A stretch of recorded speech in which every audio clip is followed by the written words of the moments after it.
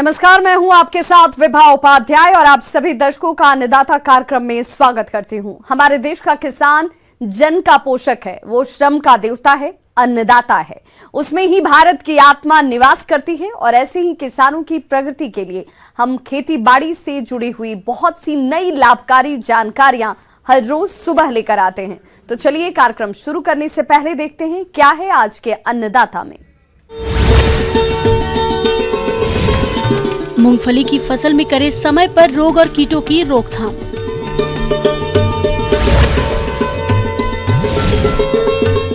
पशुओं में थनैला रोग की समस्या और समाधान के उपाय। मूंगफली की खेती अपने राज्य में बड़े पैमाने पर की जाती है और जैसा कि इस समय मूंगफली की फसल में कई रोग और कीटों का प्रकोप हो रहा है।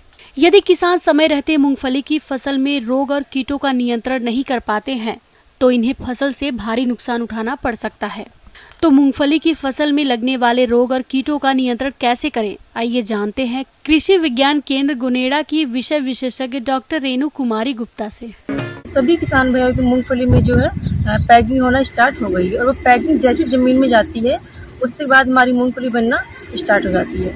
तो इस समय 2 महीने से ऊपर की जो फसल हो जाती है उसमें भी कुछ कीड़े और कुछ बीमारियां लगते हैं जिनके बारे में हम आज बात कर लेते हैं। जैसे कि सबसे पहले जो बीमारी जो लगती है वो है रूट रॉट डिजीज या फिर जिसे हम काली जड़ के नाम से भी जानते हैं। तो इस बीमारी में क्या होता है, जो मूंगफली के पौधों की जो जड़ें होती है वो काली हो जाती है। शुरुआती में हम देखते हैं कि जो जमीन के पास वाला जो हिस्सा है जो जमीन से छू रहा है वहाँ पे काला काला हिस्सा दिखाई देता है। वहाँ पे जो है फंगस भी देखी जाती है काले रंग की और धीरे धीरे जो है वो पूरी जड़ को ही कवर कर लेती है और ये बीमारी से क्या है पौधे धीरे धीरे जो है मरने लगते हैं। तो इसके उपचार के लिए क्या करना है, सबसे पहले किसान भाई को जो ट्राइकोडर्मा जो पाउडर आता है उसको तैयार करना है, उसका कल्चर तैयार करना है। तो उसके कल्चर तैयार करने के लिए जो गोबर की खाद है उसमें जो है कल्चर को तैयार करना होता है। लगभग 50 किलोग्राम अच्छी सड़ी गली गोबर की खाद में या फिर वर्मी कंपोस्ट में जो 1 किलोग्राम ट्राइकोडर्मा पाउडर को मिक्स करके रख दीजिए। उसमें नमी बनाए रखिए अच्छी से। वो 8 से 10 दिन में जो खाद जो तैयार हो जाती है और उस खाद को जो है किसान भाई खेत में फेंक दीजिए और उसके बाद या तो पानी चला दीजिए या फिर उसकी जो है गुड़ाई कर दीजिए। और उससे क्या है वो फंगस जो जाके ट्राइकोडर्मा जो फंगस है वो जाकर के जो हानिकारक जो फंगस है जो पौधे की जड़ों में लग रही है, खराब कर रही है, वो उसको कंट्रोल कर लेती है, मैनेजमेंट कर लेती है। इसके अलावा इसके बचाव के लिए एक उपाय ये भी कर सकते हैं कि मान लीजिए आपके सारे खेत में समस्या नहीं है, कुछ एक पौधों में समस्या है, तो उसमें जो कार्बेंडाजिम 50% WP जो दवा आती है वो 2 ग्राम दवा प्रति लीटर पानी के हिसाब से तैयार करके जो बीमार पौधा है उसमें और उसके आसपास के जो 5 से 7 पौधे हैं उनमें ड्रेंचिंग कर दे, उन पौधों की जड़ों तक जो है वो दवाई वाला पानी पिला दे। उससे भी जो है समस्या में निवारण किया जा सकता है। प्रदेश के बहुत से किसान भाइयों ने मूंगफली की बुवाई की है। उनकी फसल इस समय बढ़वार की अवस्थाओं पर है और इसी समय फसल में कई तरह के कीट और रोगों का प्रकोप होता है, जो किसान भाई समय रहते पहचान करके नियंत्रण कर लेते हैं। उनकी फसल कीट रोगों से बच जाती है और पैदावार अच्छी मिलती है। इसके अलावा टिक्का डिजीज भी जो है इस समय आने की संभावना रहती है। तो टिक्का डिजीज जो जिसे हम पत्ती धब्बा रोग के नाम से भी जानते हैं, ये 2 प्रकार से आता है, अगेती पत्ती धब्बा रोग और पछेती धब्बा रोग। तो दोनों की समस्याओं में भी पत्ती पे धब्बे बनते हैं, छोटे छोटे भूरे रंग के धब्बे बनते हैं और पीला पीला जो है घेरा बन जाता है। तो दोनों ही तरीकों की बीमारी के लिए, दोनों ही तरीके के पत्ती धब्बा रोग के लिए किसान भाइयों को जो है 2-3 दवाओं के नाम बता देती हूँ मैं। तो कोई सी भी दवा जो है काम में ले सकते हैं। सबसे पहली दवा है कार्बेंडाजिम 50% WP, 2 से 2.5 ग्राम दवा प्रति लीटर पानी के हिसाब से जो है छिड़काव करें। दूसरी दवा है मैंकोजेब, जिसे जो डाइथेनम 45 के नाम से भी किसान भाई जानते हैं। उस दवा को भी जो है काम में ले सकते हैं। 2 से 2.5 ग्राम दवा प्रति लीटर पानी में लेकर के उस दवा का जो है छिड़काव करें। यदि बहुत ज़्यादा खेत में आपके पत्ते खराब हो रहे हैं और ये बीमारी आई हुई है जिसमें पत्ती धब्बा रोग हो रखा है, बहुत ज़्यादा समस्या है, प्रोपिकोनाजोल 25 EC उस दवा को भी जो है काम में ले सकते हैं। इस दवा की 1 ml दवा प्रति लीटर पानी में मिला करके किसान भाइयों को जो है छिड़काव करना है खेत में और इससे बीमारी से जो है काफी हद तक जो है पौधों की सुरक्षा की जा सकती है। आज के समय में कोई भी फसल कीट और रोगों के प्रकोप से अछूती नहीं है। ऐसे में जरूरत है कि फसल में हानिकारक कीटों की सही पहचान करके नियंत्रण के उपायों को समय पर अपनाया जाए। अब आइए जानते हैं मूंगफली की फसल में नुकसान पहुंचाने वाले कीटों के नियंत्रण के बारे में। इसके अलावा जो मेजर कीट है जो मूंगफली में इस समय भी आता है, उसमें दीमक है और व्हाइट ग्रेब है, जिसे हम सफेद लट के नाम से जानते हैं। सफेद लट एक कीड़ा ही होता है जो जमीन में लगता रहता है और ये शी शेप में होता है। जो इसकी सूंडी जो होती है, इसकी जो ग्रब जो होती है वो शी शेप में होती है। ये हमारे मूंगफली के पौधों की जड़ों को जो है काट देती है। साथ ही में जो दीमक जो कीट होता है, तो कीड़े होते हैं जो जमीन में रहते हैं, जड़ों को जो है काट देते हैं। और साथ ही साथ जो हमारा मूंगफली का जो दाना बनना स्टार्ट होता है, ये दीमक जो कीट उस मूंगफली के अंदर भी घुस जाते हैं और अंदर से जो है दाना खा जाते हैं और मूंगफली को जो है खोखला कर देते हैं और दाना खा करके जो है मूंगफली के अंदर मिट्टी भर देते हैं। क्लोरोपाइरिफॉस 20 cc दवा आती है। 1 लीटर दवा जो है 1 बीघा में, या फिर हम यूँ कहें कि 4 लीटर दवा जो है 1 हेक्टेयर के हिसाब से काम में लेवे, या फिर क्विनालफॉस 25 cc दवा आती है, उस दवा को भी काम में ले सकते हैं। इस दवा की मात्रा भी जो है 3 से 4 लीटर दवा जो है प्रति हेक्टेयर काम में लेवे। इसके अलावा कॉम्बिनेशन भी आते हैं, जैसे इमिडाक्लोरोपिड प्लस फिप्रोनिल का कॉम्बिनेशन आता है। तो इन 2-3 दवाओं में से कोई भी दवा जो किसान भाई काम में ले सकते हैं और मिट्टी में भर के या फिर मिट्टी में मिला करके, बजरी मिला करके अपने खेत में ब्रॉडकास्ट करके फेंक सकते हैं और पानी चला दें। 1 घंटा लगभग फव्वारा चला दें, जिससे कि दवाई जो है फव्वारे के साथ मिट्टी में घुल करके जो है नीचे जड़ों तक पहुंच जाए और जड़ों में जो हमारा कीट है उसको जो है नियंत्रित करें। किसान भाइयों, अभी तक आपने खेती से जुड़ी हुई कुछ उपयोगी जानकारियां देखी। अब लेते हैं एक छोटा सा ब्रेक, जल्द लौटेंगे और कार्यक्रम में आगे भी है खेती बाड़ी से जुड़ी हुई महत्वपूर्ण जानकारियां, तो बने रहिए हमारे साथ।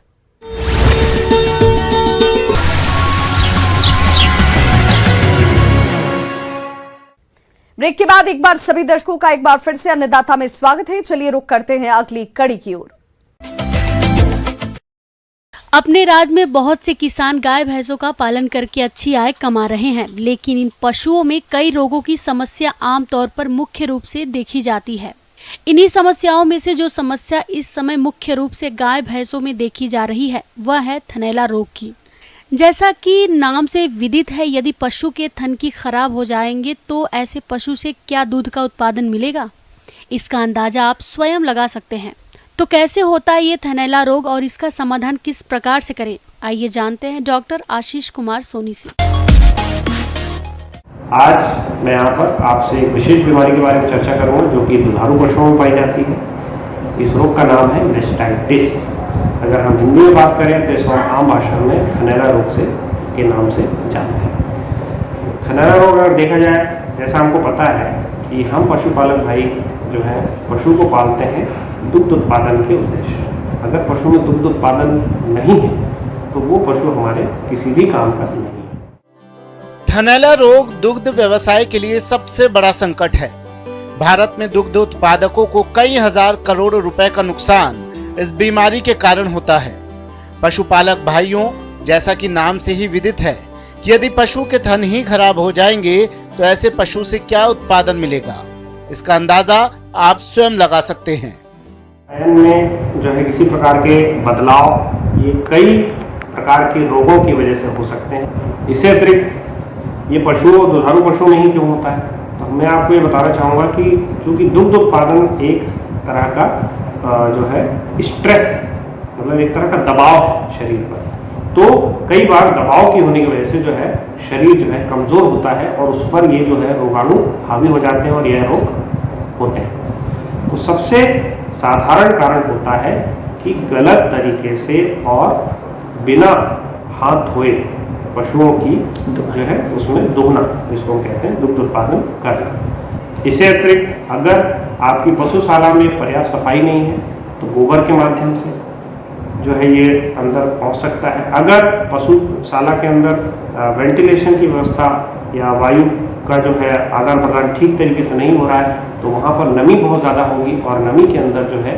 ये रोगाणु बहुत तेज़ी से पनपते हैं और ये शरीर के अंदर प्रवेश करते हैं।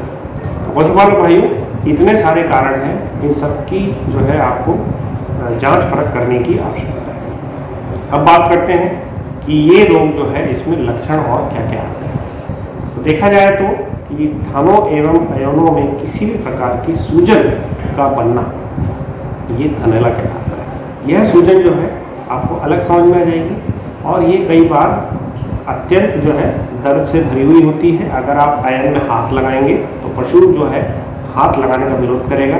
इसके अतिरिक्त अगर पशु का आयन थनैला रोग है उसमें अत्यंत लालपन आ जाता है और पशु अत्यंत दर्द की अवस्था में होता है। बार बार उसकी तरफ देखेगा, आयन की तरफ, पैर से जो है आयन को मारने की कोशिश करेगा। थनैला रोग से ग्रसित पशु के दूध में खून आने लगता है, आयन का आकार बदल जाता है, दूध का फटा हुआ या दही के समान चिथड़े आने लगते हैं और ऐसे दूध को किसी काम में नहीं लिया जा सकता है। दूध व्यवसायी पशुपालकों के लिए थनैला एक चुनौती से कम नहीं है। थनैला रोग से पशुपालकों को बहुत हानि होती है। इसको समय पर पहचान कर पशु चिकित्सक की मदद से तुरंत इलाज करवाना चाहिए। अब रोग का उपचार कैसे करें?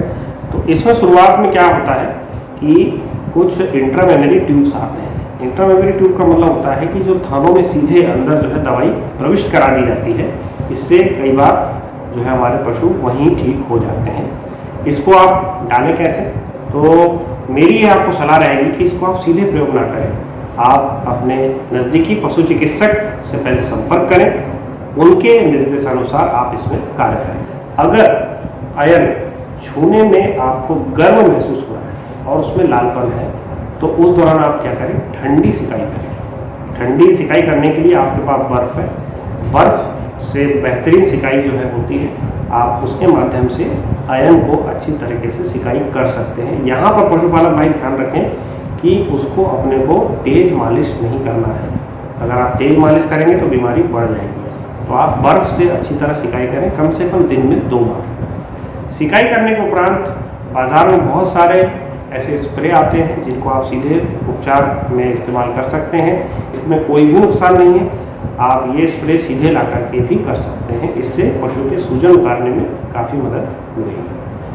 अब सबसे महत्वपूर्ण बात कि इस रोग की रोकथाम कैसे की जाए। आप सबसे पहले बीमार पशु को स्वस्थ दुधारू पशु से आप अलग कर दें। दूसरी बात, दुधारू ऐसा पशु जो कि बीमार है उसको आप सबसे अंत में उसकी जो है आप उसमें से दूध निकालें। तीसरी बात जो है, जो भी शेड्यूल के अनुसार दवाई बताई गई है उसको आप तुरंत जो है वहीं पर उपचार करें। जो भी आपने खराब दूध निकाला हुआ है, खराब दूध जो आपने नीचे उसकी गिरा हुआ है, उसको आप समेटें और इकट्ठा करके उसे किसी उचित स्थान पर उसका निस्तारण आप कर दें। इसके पश्चात वहाँ पर आप किसी भी प्रकार के एंटीसेप्टिक या फिनाइल, इससे आप साफ सफाई करवाएं।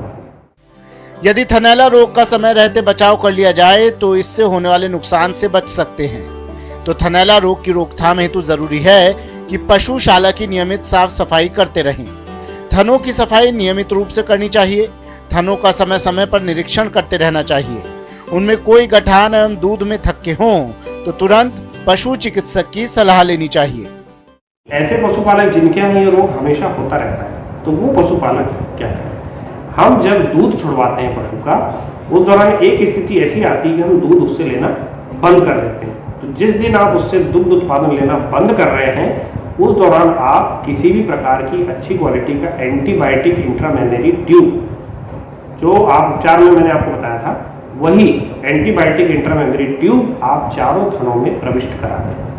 तो एंटीबायोटिक जैसे आप प्रविष्ट करा देंगे तो कोई भी रोगाणु अगर उसमें मौजूद होगा तो वह रोगाणु वहीं की वहीं खत्म हो जाएगा। अतः इस चीज़ का ध्यान रखें। और इस रोग से मैं समझता हूँ कि जितनी जानकारी मेरे द्वारा दी गई है आपके लिए इसका लाभप्रद होगी और आप इस रोग को रोकने में सक्षम हैं।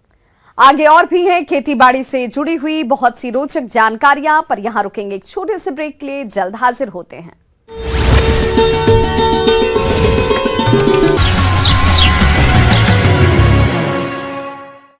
ब्रेक के बाद एक बार फिर से आप सभी दर्शकों का अन्नदाता कार्यक्रम में स्वागत है। बढ़ते हैं अपनी अगली प्रस्तुति की ओर।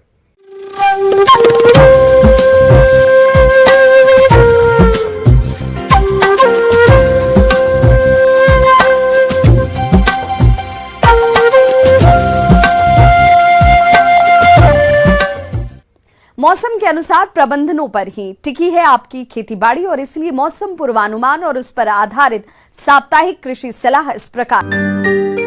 ग्रामीण कृषि मौसम सेवा भारत मौसम विज्ञान विभाग द्वारा भेजे गए मौसम पूर्वानुमान रिपोर्ट के आधार पर जिला गंगानगर और इससे लगे जिलों के किसान भाइयों को सलाह दी जाती है कि आगामी 4 दिनों के दौरान आसमान साफ रहने की संभावना है। इस दौरान अधिकतम तापमान 37.3 से 38.8 डिग्री सेल्सियस और न्यूनतम तापमान 23.1 से 25.2 डिग्री सेल्सियस के मध्य रहने की संभावना है। इस दौरान मध्यम गति की हवाएं दक्षिण पश्चिम दिशा से चलने की संभावना है। ऐसे में किसानों को सलाह दी जाती है कि देसी कपास में यदि चितकबरी सुंडी का प्रकोप दिखाई दे तो नीम की निम्बोली का 5% अर्क या इमामेक्टिन बेंजोएट 5 SG की 0.5 ग्राम मात्रा या स्पाइनोसिड 45 SC की 0.33 मिलीलीटर मात्रा प्रति लीटर पानी के हिसाब से घोल बनाकर छिड़काव करें। देसी कपास में फूल और टिंडे गिरने की समस्या दिखाई देने पर एसीमोन या प्लानोफिक्स का 2.5 मिलीलीटर प्रति 100 लीटर पानी के हिसाब से घोल बनाकर पहला छिड़काव कलियां बनते समय और दूसरा छिड़काव टिंडों के बनते समय ही करना चाहिए। बीटी या नरमा कपास में सफेद मक्खी कीट की रोकथाम के लिए नीम आधारित कीटनाशकों का छिड़काव करें।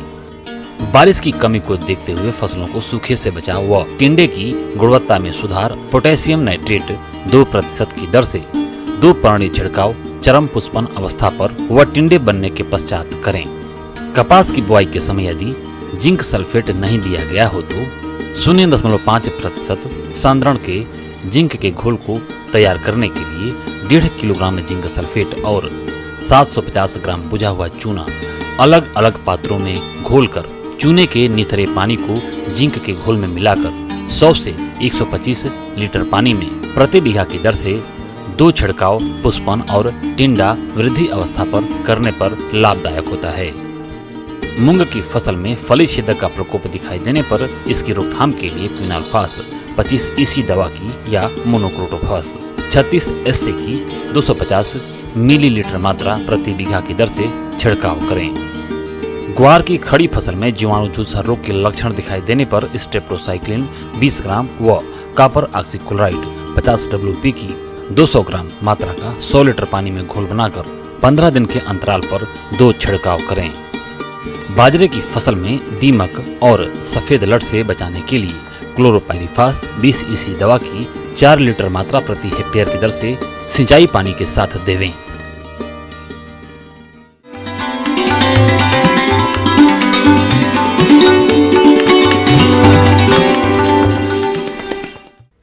अन्नदाता हेल्पलाइन निःशुल्क फोन संपर्क सेवा के माध्यम से आपके द्वारा पूछे गए प्रश्नों में से 1 या 2 महत्वपूर्ण प्रश्न को हम अपने कार्यक्रम में शामिल करते हैं और इसी के तहत आज किसान का सवाल और उनका जवाब इस प्रकार से है।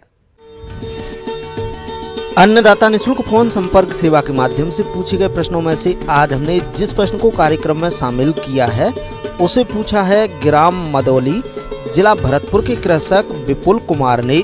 आप पपीता की उन्नत खेती के बारे में जानकारी चाहते हैं तो विपुल कुमार जी आपकी जानकारी के लिए प्रस्तुत है कार्यक्रम का ये अंश। आप सभी लोगों को हम पपीते की वैज्ञानिक खेती करने के बारे में बताएंगे। आजकल पपीते की कीमत भी बहुत अच्छा खासा मिल रहा है क्योंकि लोग पपीता के खाने के बारे में बहुत अच्छी तरह जानकारी होगी उनके पोषक तत्व के बारे में। पपीता पोषक तत्वों से भरपूर अत्यंत स्वास्थ्यवर्धक जल्दी तैयार होने वाला फल है। पपीते का पके तथा कच्चे रूप में प्रयोग किया जाता है।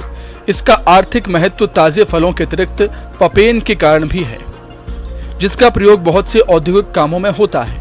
इसलिए पपीते की खेती की लोकप्रियता दिनों दिन बढ़ती ही जा रही है और क्षेत्रफल की दृष्टि से ये हमारे देश का 5वां लोकप्रिय फल है। तो सबसे पहली है कि आपका ज़मीन का चुनाव करना चाहिए। ज़मीन का चुनाव ऐसी जगह करना चाहिए जहाँ की बरसात का पानी टिकता ना हो। अगर पपीते में 12 घंटा भी पानी अगर टिक जाएगा तो सारा पपीता का पौधा मर जाएगा। तो आप ऐसे जगह का चुनाव कीजिए जहाँ पानी न जमता हो। पौधे के चयन के लिए सबसे बढ़िया है कि आपकी कौन सी पपीता की वैरायटी लगाई जानी चाहिए। अभी जो चल रहा है वो चल रहा है रेड लेडी पपीता।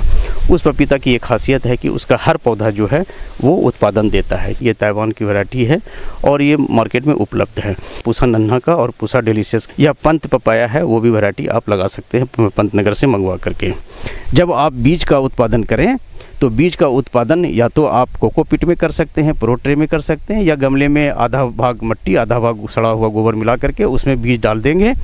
और बीज डालने के बाद ऊपर से वो इंसेक्ट प्रूफ नेट लगाएंगे ताकि इंसेक्ट नए पौधों को इन्फेक्ट न कर सके। जब आप नर्सरी से पौधा ले जाएं तो एक बार उसमें कोई भी इंसेक्टिसाइड मिलता है, चाहे वो कंटैक्ट हो या सिस्टमेटिक हो, पौधों पे छिड़क दें, तब फील्ड में ले जाएं ताकि वो रिपेलेंट का काम करेगा। जब इंसेक्ट आएगा तो पौधा पे बैठेगा ही नहीं, क्योंकि ऑलरेडी उसमें जहर है तो पौधा नहीं बैठेगा, तो वायरस भी ट्रांसफर नहीं होगा। पौध लगाने से पहले खेत की अच्छी तरह तैयारी करके खेत को समतल कर देना चाहिए ताकि पानी भर न सके। जब पौधे 20 से 25 सेंटीमीटर के हो जाते हैं तो पहले से तैयार किए गए पौधों को 2 से 3 की संख्या में प्रत्येक गड्ढे में 10 सेंटीमीटर के फासले पर लगा देते हैं। पौधे लगाने के बाद सिंचाई कर लेना चाहिए। अगर आपने पपीता लगाया है, ऊपर से बारिश हो जाती है, तो आप नालान बना करके पानी को तुरंत निकाल दें। पानी का जमना पपीते के लिए जहर के बराबर होता है। पपीता लगाने के लिए 1.5 मीटर से 2 मीटर के बीच की दूरी पौधे से पौधे और उसके रो से रो की दूरी होनी चाहिए। इस तरह से आप पपीता लगाइए।